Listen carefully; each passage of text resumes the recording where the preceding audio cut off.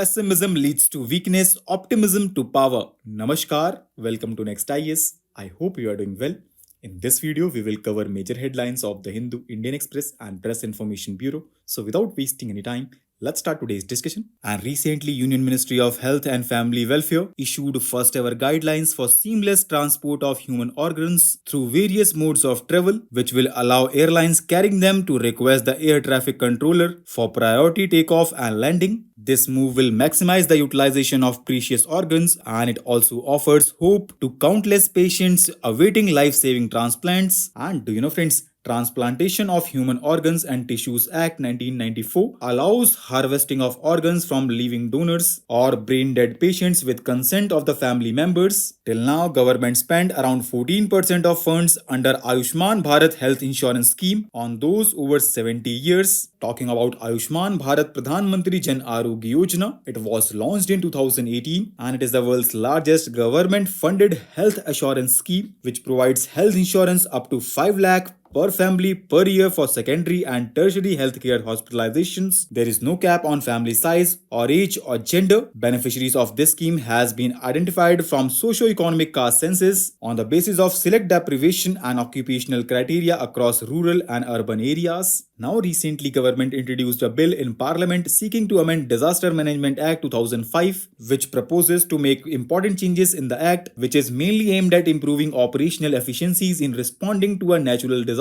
It seeks to expand the role and responsibilities of National Disaster Management Authority, especially in guiding states, governments and organs of the state in dealing with disasters. Talking about Disaster Management Act, it was enacted in the aftermath of the devastating 2004 tsunami, and this act led to the creation of National Disaster Management Authority, State Disaster Management Authorities, and a National Disaster Response Force. The act was followed by a National Disaster Management Policy in 2009 and a National Disaster Management Plan in 2016. Now opposition leaders in Lok Sabha demanding the withdrawal of GST on life insurance and health insurance premiums. As you know, GST replaced all indirect taxes like service tax and cess from July 1st, 2017. And currently, GST on health and life insurance policies is fixed at 18%. Prior to GST, life insurance premiums were subject to 15% service taxes, comprising basic service tax, Swachh Bharat cess, and Krishi Kalyan cess. Recently, President of India held bilateral meetings with Prime Minister of Fiji, which is an island country in the Southern Pacific Ocean. It is located northeast of Australia and southwest of Hawaii. It is made up of about 330 islands, and do you know, friends, it does not share land borders with any other country. Next article talks about Namami Gange mission because recently Government of India has successfully operationalized 4 major projects under the Namami Gange mission 2.0 in first quarter of the fiscal year 2024-25. Talking about Namami Gange program, it is an integrated conservation mission which was approved in June 2014 for effective abatement of pollution, conservation and rejuvenation of national river Ganga. The main pillars of Namami Gange program are sewage treatment infrastructure, river surface cleaning, afforestation, industrial affluent monitoring, riverfront development, biodiversity, public awareness and Ganga Gram. Now recently Reserve Bank of India asked banks to provide short-term crop loans to farmers for allied activities including animal husbandry, dairy, fisheries, beekeeping up to an overall limit of 3 lakh rupees at an interest rate of 7%,